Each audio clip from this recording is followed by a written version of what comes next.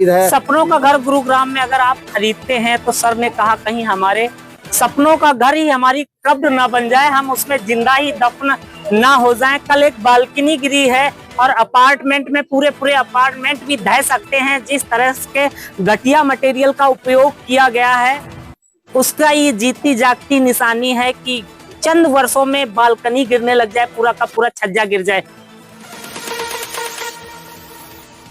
आप किसी भी सोसाइटी में फ्लैट लेते हो तो सतर्क हो जाओ। कल से एक ब्रेकिंग न्यूज चल रही है कि बालकनी गिर गई है। गुरुग्राम का शायद पहला ऐसा वाकया होगा जिस फ्लैट्स में लोग रहते हो, जिस बिल्डिंग में लोग रहते हो, उस बिल्डिंग की एक बालकनी ही गिर जाए। यहाँ पे काफी सारे लोग सेक्टर 10 थाने में पहुंचे हैं, मातृशक्ति भी पहुंची हैं। डर लगा आपको पहली बार? डर हमको घर में जाने से डर लग रहा है, और हम कहाँ जाएंगे?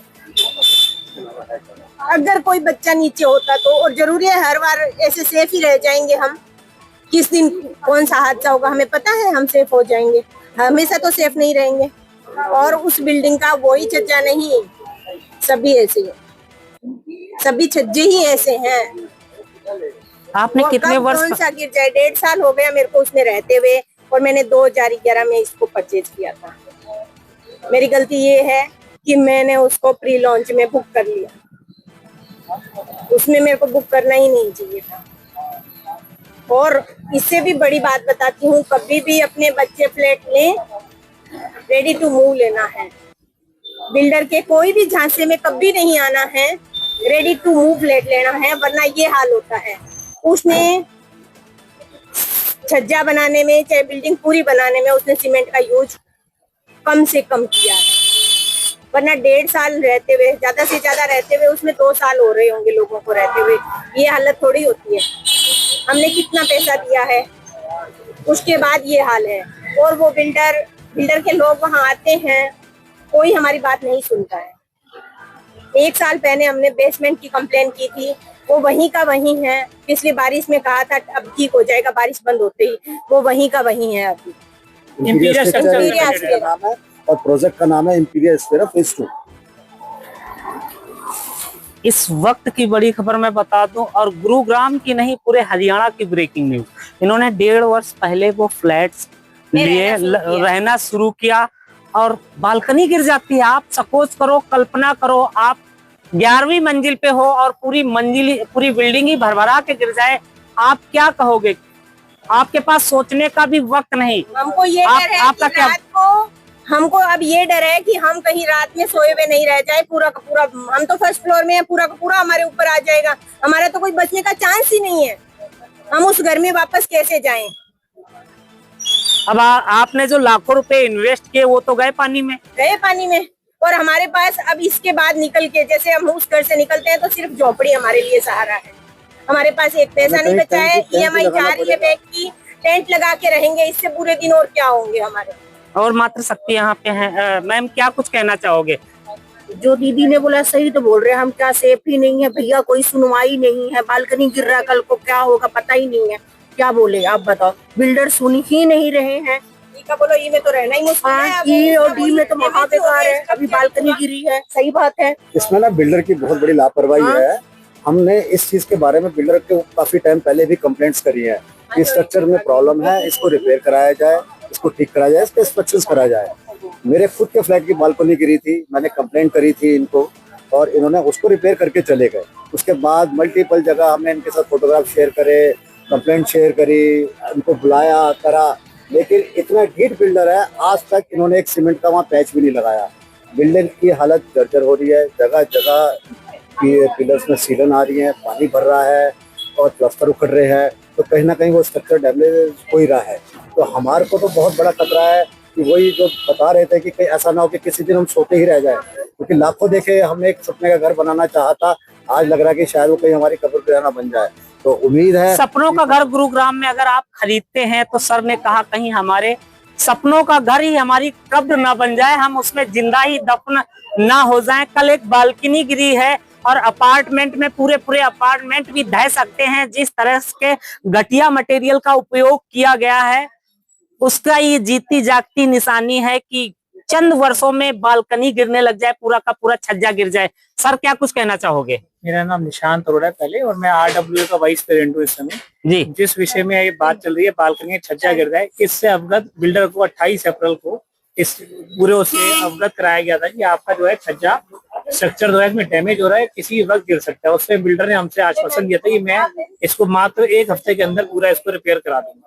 तो वो आज देखिए 28 अप्रैल 2.5 महीने हो गए, बिल्डर ने ऐसे सरने मारा था, कहीं भी कोई सीमेंट का पैच भी नहीं लगवाया है, नॉलेज में लाने के बावजूद। या इसके बाद हम कहीं भी किसी भी अथॉरिटी में एज RWA कोई कंप्लेंट करते हैं, कुछ करते हैं, अथॉरिटीज के अंदर बिल्डर के अगेंस्ट हमारे अगेंस्ट ही कंप्लेंट करके हमारे को पूरा दिन हरास कर जाते हैं।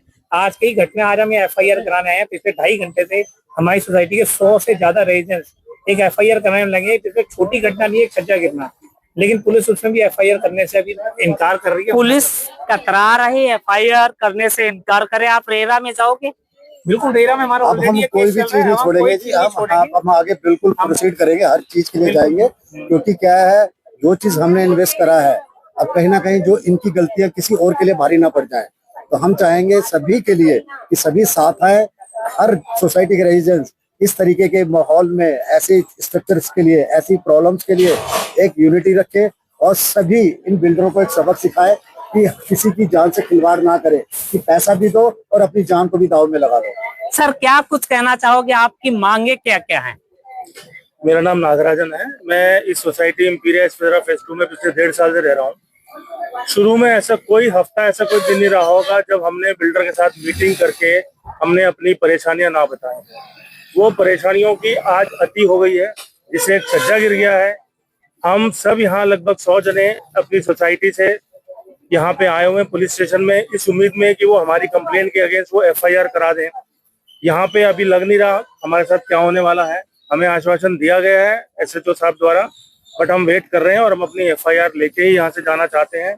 ये कोई ऐसा नहीं है कि आज ये शुरुआत है, ये शुरुआत जरूर उस बिल्डिंग के गिरने से शुरू हो रही है अब ये, पर ये आगे कहाँ तक जाएगा पता नहीं। एक चीज और है, जो हमारी पार्किंग है बेसमेंट 2 की, उसकी हालत आज इतनी खराब है कि वो किसी दिन भी ढह सकता है।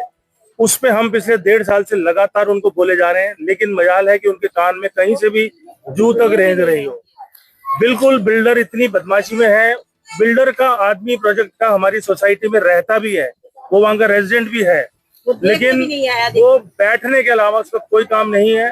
वो आज कुछ लेडीज हमारी वहां पे कंप्लेंट करने गई थी, बस वो सीट तोड़ता रहा, लेकिन वो उसने एक बार भी जाके वो जगह तक नहीं देखी कि है क्या वहां पे। गुड़गांव में आप अगर इन्वेस्ट करते हो, फ्लैट खरीदते हो, तो जरूरी नहीं कि आप उस फ्लैट में सुरक्षित रहो। आप लाखों रुपए इन्वेस्ट करते हो, अपनी जीवन की एक मुफ्त कमाई इन्वेस्ट कर देते हो, और आपको बदले में क्या मिलता है? सड़े गले मटेरियल से बने हुए फ्लैट्स। और बिल्डर पे तो कार्रवाई तो ना के बराबर ही गुरुग्राम में होती है। आज ये लोग दुखी हैं, इन लोगों को डर लग रहा है। जिस टावर की ये बात कर रहे हैं, उस टावर में रहे जाके या ना रहे जाके, ये आप रहना पसंद करोगे ऐसे टावर में? बिल्कुल भी नहीं, और किसी को एडवाइस भी नहीं देंगे कि इस तरीके के फ्लैट को लो। चाहे हमारे फ्लैट की रेट कम हो रही है, बट हम कहते हैं कोई दूसरा नहीं आए, वरना हमारी तरह वो भी रोएगा, और क्या पता कुछ हो जाए। क्या पता कुछ हो जाए। तो मैं सभी से अनुरोध करूंगा, इस न्यूज को, इस वीडियो को ज्यादा से ज्यादा शेयर करके कमेंट बॉक्स में अपनी राय जरूर रखें। इस वक्त ये सब मात्र शक्ति और तकरीबन 100 से 150 लोग थाने के अंदर मौजूद हैं। मैं थाने के गेट के बाहर से आपको लाइव रिपोर्टिंग दिखा रहा हूं। और जो बिल्डर्स है वो बड़े बेशर्म टाइप के बिल्डर्स हैं। गुरुग्राम में जनता के पैसों को किस तरह से लूटा जाता है, वो बड़े शालीन तरीके से प्लान करके उनको फ्लैट बेचते हैं। फ्लैट बेचने के पश्चात में सारी जिम्मेदारियों से झाड़ लेते हैं अपने आप को। मैं अनुरोध करूंगा सभी से, इस न्यूज को, इस वीडियो को ज्यादा से ज्यादा शेयर करके कमेंट बॉक्स में अपनी राय जरूर रखें। जय हिंद, वंदे मातरम।